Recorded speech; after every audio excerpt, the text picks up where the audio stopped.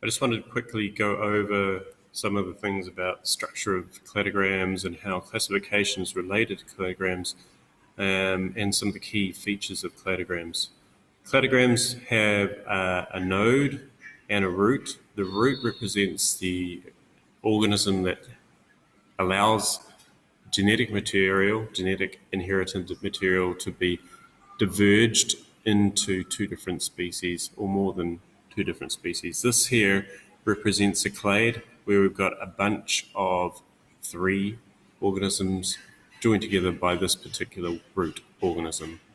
And so that's a clade, but this is also a clade, so clades can be small or big, and so we've got a bunch of 4 organisms that are mollusks.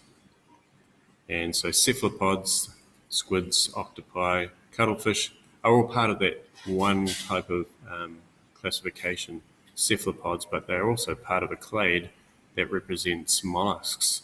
And mollusks have these variety of different characteristics that make them particularly key parts of classifying them. These are segmented body, having a shell.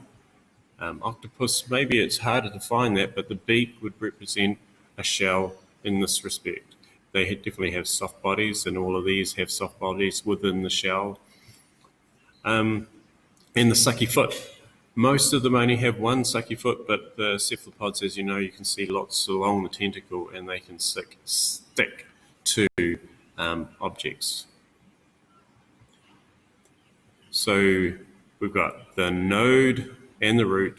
The root breaks off from the node and creates these 2 different species, or a divergence.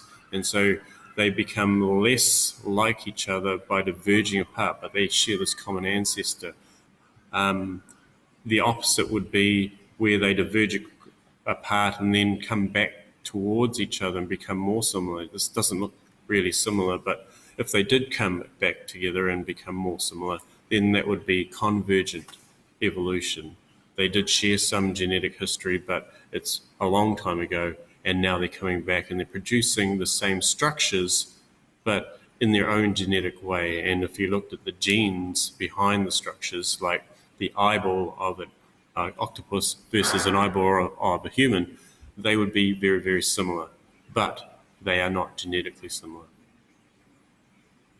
Okay, I hope that helped.